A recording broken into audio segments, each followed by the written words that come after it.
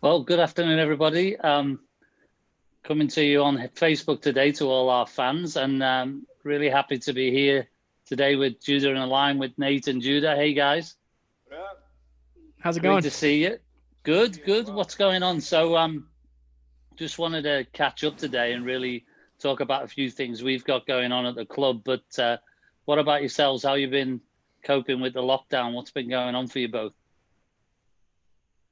Going well. Just it's obviously very wild times here in Nashville, and it feels like with the tornado and then all the quarantining stuff, just like it's been kind of a heavier season, but it's also beautiful to see the communities kind of come together. For me, I've just been here trying to stay optimistic and creative.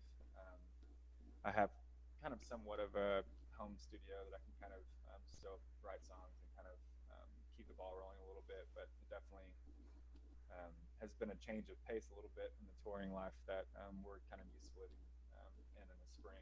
Obviously this is kind of the touring season a little bit for us. So trying to stay positive, optimistic, and trying to move forward the best as we can. And what about yourself, Nate? I'm doing all right.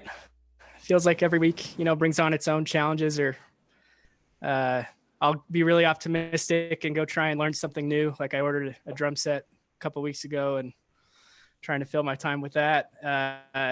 And then I'll switch to just binging a show and not doing a whole lot. But being able to still see some of my friends around here and hanging out at a distance, but trying to go on walks and stay social and be responsible in the midst of that, but not sacrifice everything there. But I've also hit the point of watching soccer rematches in full lately. So about one a day, I've been watching a classic Champions League game, and that's kind of scratching my itch a good bit. So I'll get up and make some coffee and watch, and playing a lot of FIFA.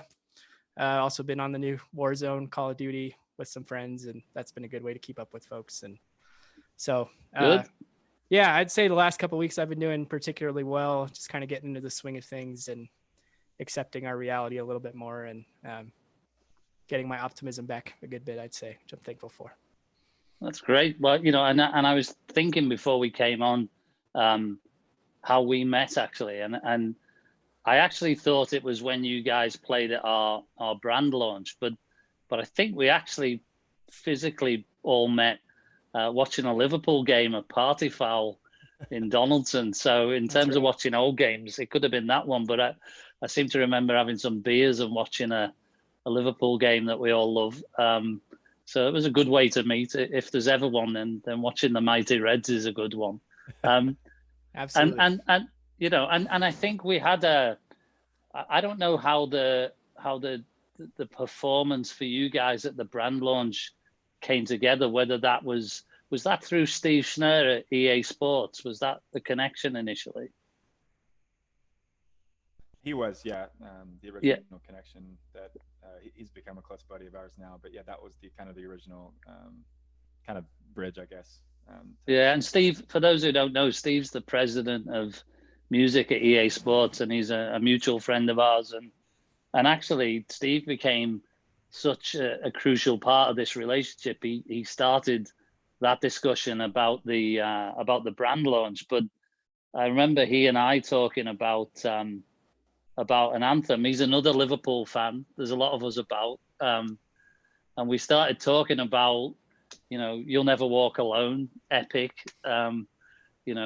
Spent 50 years myself singing that on the Cop, and we were talking about it and his experience of being an American, going to Liverpool, seeing that, falling in love with it, and we got talking about an anthem, and and he talked about, well, why you got to have an anthem for Nashville, and obviously reached out to you guys. How did that conversation start with you guys, with Steve?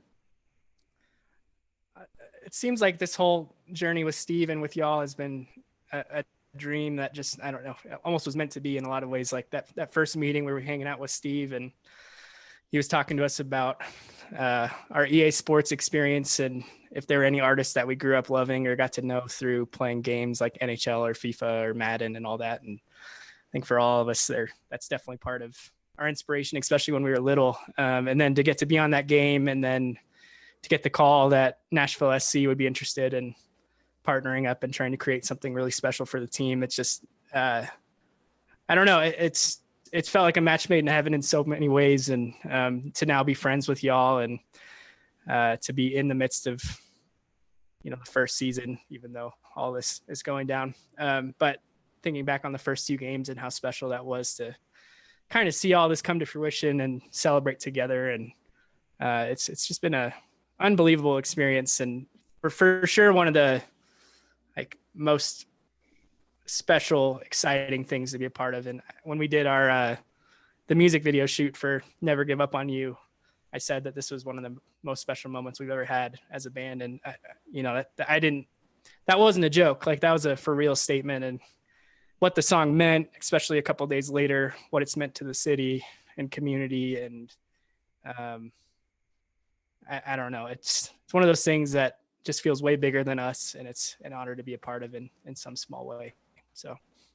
And Judah, when you guys sat down to, so there was Steve's idea and then this discussion, and I'm intrigued. I mean, not just for our anthem, but where do you even start? I mean, you just, I don't know what you do to get that inspiration and that, thought process. How does that work for you?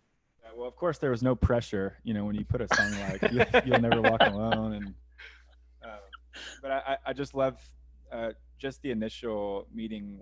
There was so much heart. There was such a heart connection, with you, and with the passion towards, Nashville Soccer Club. That there's just, it feels like more. There was just kind of I grew up playing sports. Even when I met the guys, I was playing baseball right across the street there at Belmont. And but when I was talking to you guys about just the team, and there was just such this romance a little bit that was kind of come along with it. There was just this passion, and when talking about this song, it was with Steve, it was just we want to have a ballad. And I grew up, I just recently with Nate got more into Liverpool, and I think I was about 6 to 8 months behind Nate. But there is just that camaraderie that comes with soccer that is just so tangible and beautiful, and you do kind of just feel there's a brotherhood or sisterhood or whatever, this family element. And so the initial meeting happened with Steve just about the song, and he was using words like family, romance, a ballad. Yep. You'll never walk alone. And I'm like, oh gosh, what are you? That's going to disappoint you so greatly. But honestly, I was so inspired just from the energy that was kind of happening that afternoon. I came home, and on this piano over here that I've had since it was my parents, so I guess it's been in the family for a little bit. Just kind of started playing these hymn chords, that kind of felt a little bit waltzy, and I was thinking about just kind of that, hanging on your strangers or whatever fellow fans shoulder, and just thinking about the heart of just I grew up in Cookeville, Tennessee, which is an hour east from here. So I think for me, a lot of times sports is it's just such a beautiful way of bringing people together. It doesn't matter your political beliefs, your economic, whatever, whatever highs and lows, left, right, blah, blah, blah. When you're in that moment, if you're mad at your dad or whatever, your dad's mad at you, during that moment, you can kind of come together. And I was just thinking, honestly, the song Never Give Up on You came really quickly. You have songs that take years to write, and you have certain songs that just come just really naturally. And I think I guess you can kind of feel the naturalness of that song, and just because he kept using the word, we want it to feel like it could last forever. I'm jeez. He was like, what do you mean? Of course you wanted to last forever.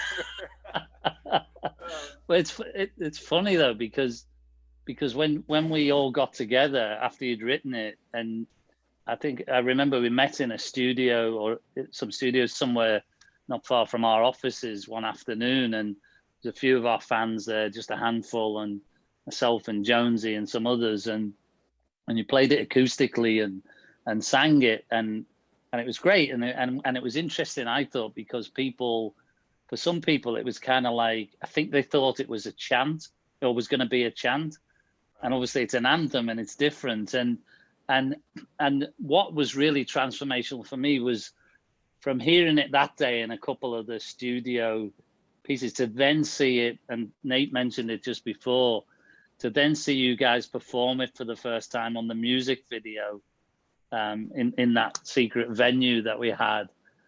I mean, there's so much energy came to it from that ballady acoustic sort of run through to this monster, really. You know, it must have been incredible for you to feel it the first time like that. Yeah, it was. I mean, it was unbelievable. I like literally. I went back, and I don't know. Me and Nate were kind of just so amped up, and I was like tearing up, and I was telling my wife that was at it. I was like, that was just.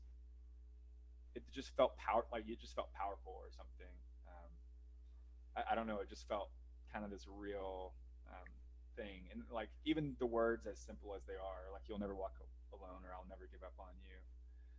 There's something just kind of very powerful with the simplicity of that, and to have someone looking at you saying that to you, there is kind of something that happens that's really beautiful, and I think we felt that there, and we felt that when with the scarves up the next day in the stadium as well. So it's just like it's really, really cool.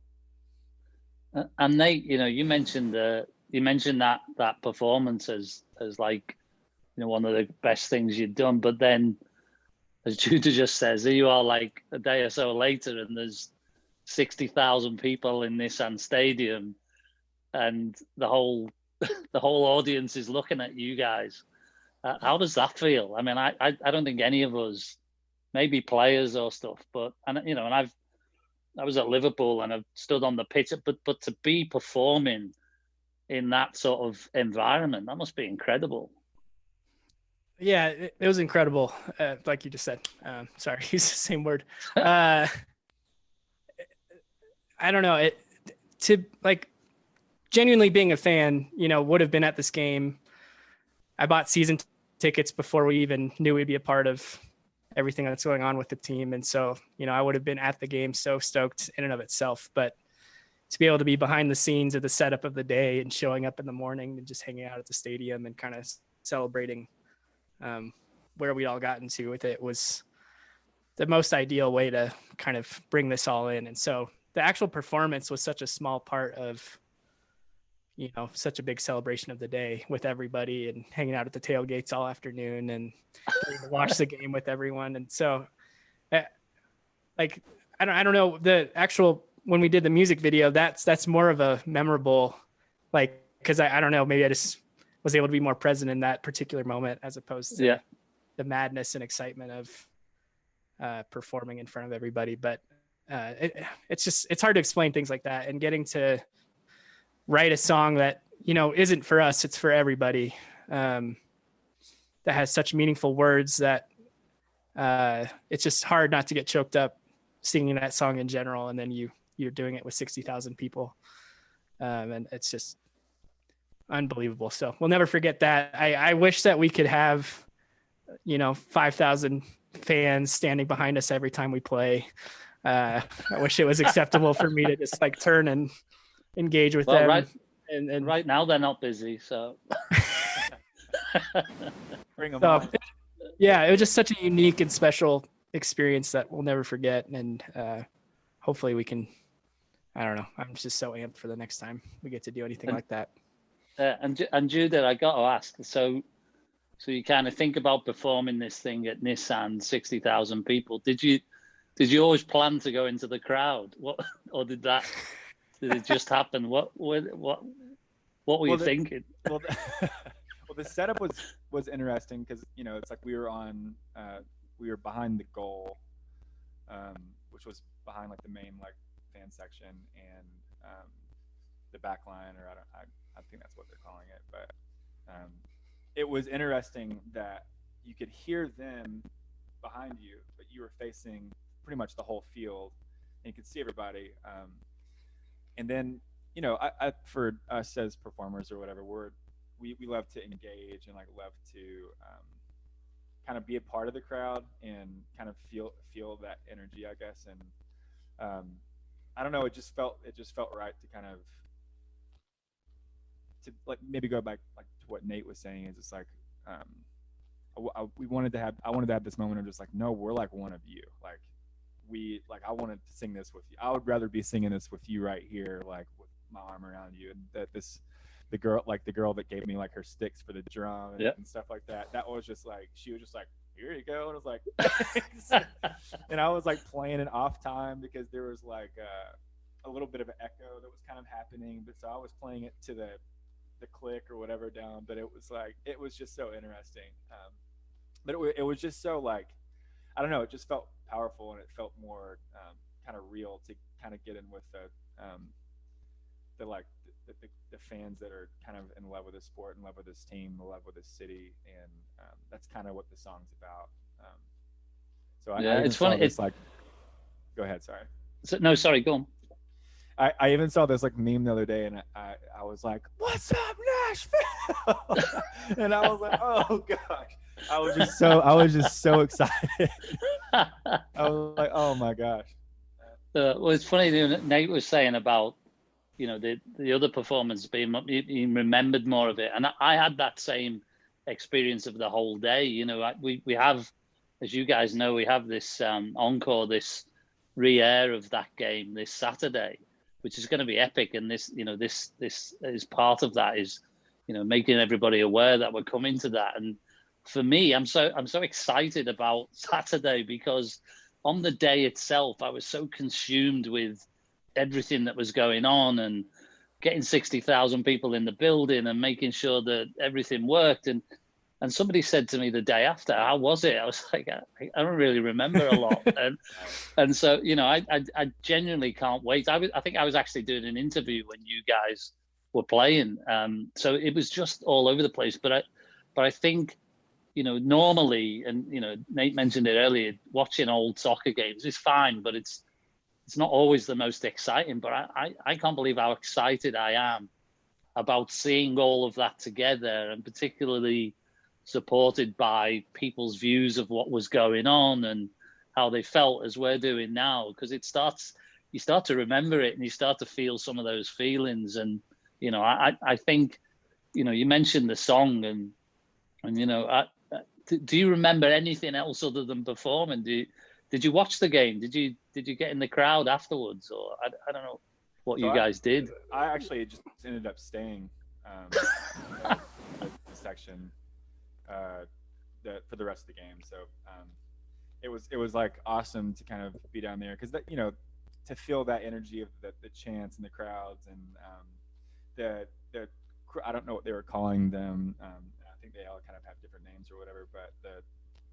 the cheerleaders or the anthem leaders or whatever, they were just so amazing to watch and to be a part of, and just to see like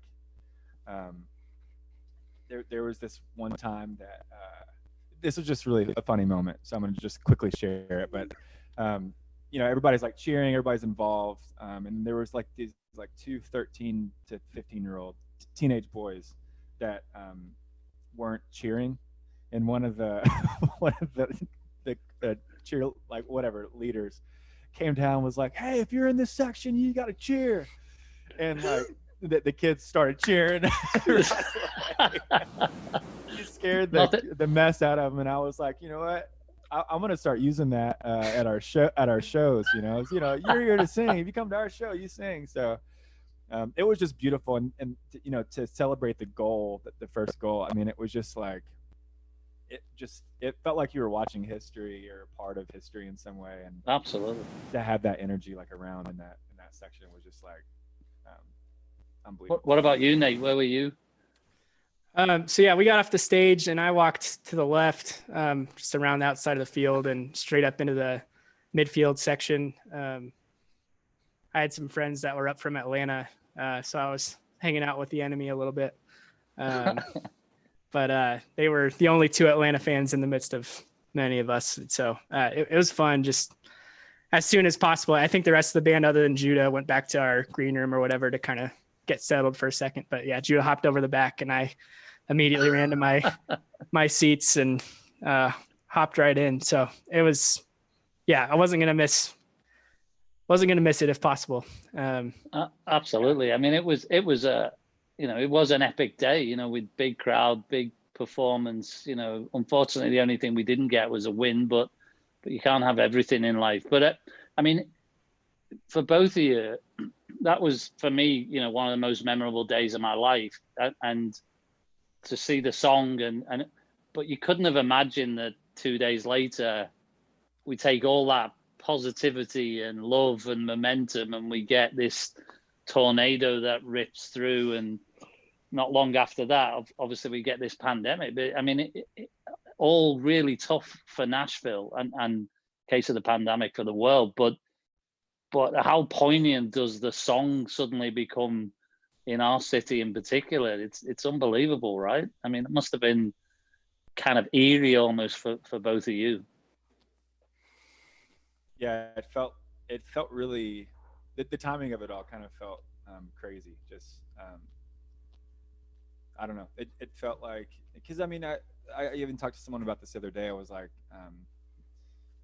for something like a tornado. So the tornado that came through that time, because Tennessee's actually had a couple, like with Chattanooga and stuff, and then we had the wind, crazy winds that happened a couple nights ago.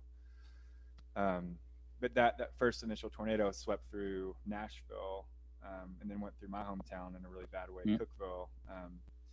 And it was just kind of like this, this gut punch. It just felt like, oh my gosh, like, one, I'd even growing up in Tennessee, I kind of, you kind of like don't take the tornado sirens seriously. You're just like, it's a tornado watch, you'll be fine.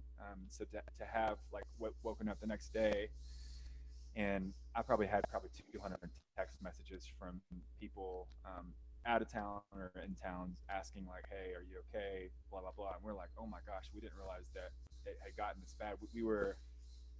We went down to our basement and stuff like that and did all the thing, but then we didn't think anything of it. And the next day, we had 3 or 4 friends that their houses were completely gone. And yeah, it just felt like, for a song, you never want to make it about a song when something like that, sure, catastrophic or whatever, but it did feel like the words could maybe encourage people in a time that was like really rough. And I will say, just like in the aftermath of all the horribleness of the tornadoes and stuff, it was so beautiful to see like our community here in Nashville. And it happened, from my hometown back home in Cookeville as well. But just like, we're the volunteer state for a reason. It just made me like really proud of my state, this community, Nashville. I mean, we went over to Holland Street, which is in East Nashville here, that got really, really messed up. And I mean, there were just a slew of people trying to help, and people on chainsaws that probably have never worked a chainsaw before.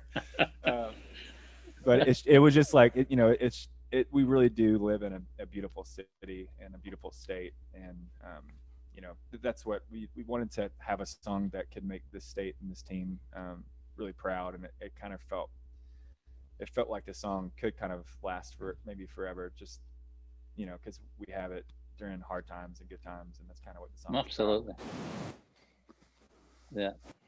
Yeah. And so we're where we are now, pandemic, we'll get past this. It's been tough for everyone, but we're, our job, and for our fans who are watching, our job is to get this thing back on the road, to get playing soccer. And, we're hugely excited about that, and working literally day and night to try and find the right solutions with the other teams in the league. And lots of outside forces will dictate the outcome there. But what about for you guys, just to finish up?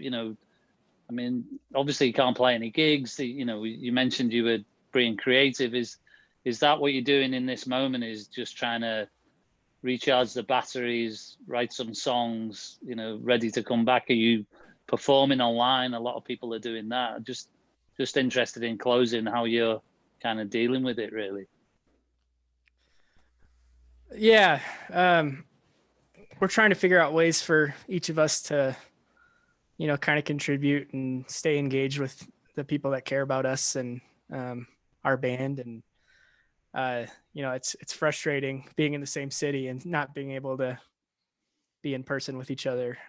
That's been hard for sure. And navigating what that looks like. But we've been able to find some ways to, write online and still send some ideas and continue to engage and be creative. But it's weird knowing that we can't play any shows for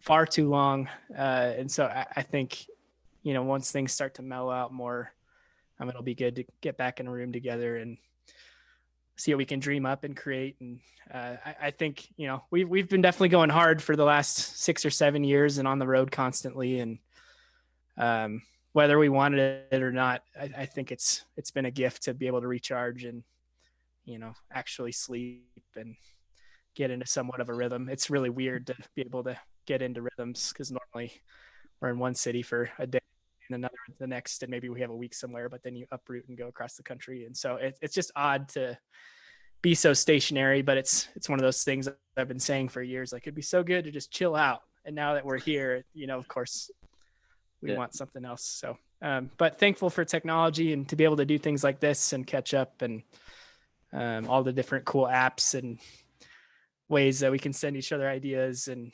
consume media and art. Like it's become one of my favorite things too, to just go on drives and dedicate 2 hours to listening to 2 albums that I've never heard before. And just kind of find different ways and space to appreciate what other people are doing and watching so many other concerts and content that artists are creating and getting to see the stripped back, kind of awkward and uncomfortable aspect of what we all feel when we can't hide behind our production or things like that. It's been a really cool kind of gift just to remember that we're all humans and everyone really is experiencing this in their own way, but we're in it together. And but yeah, super, super eager just to be in a room together and be able to hear each other organically and riff off of each other and kind of just celebrate moving forward. Well, let me just finish, guys, and saying a couple of things. One is, firstly, you guys have been such a great friend to our club. We're so proud to be associated with you, have you as part of our family.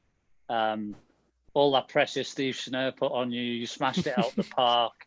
And he, I think we couldn't have imagined just how incredible that day would be, but there'll be lots more of those days. And, just as I said, like you're looking forward to getting back to music, and we're all looking forward to get back to soccer, and that'll include you. And, we've had a fantastic year so far in terms of what we started, and we want to finish that. So we look forward to seeing you all, at a game, I hope sometime soon, but really appreciate you for today. And thanks for everything you've done for our club. Yeah, same back to you. We feel so honored to be a part, a small part of what you guys have kind of cultivated in the culture. It's such a culture worth getting behind. So kudos to you guys for a job well done, and looking forward to the next time we could be a part of just the crowd singing the song, watching the boys play. Also, you have to send your beer grooming technique to Nate over here. Whoa, I know, it's good, right? Oh, he's got to clean that This up. is he needs to do some work on the color as well. Oh, I can't wait to start getting some white in there. Thanks, guys. Appreciate it. Good to see you. Thank you. Thank you.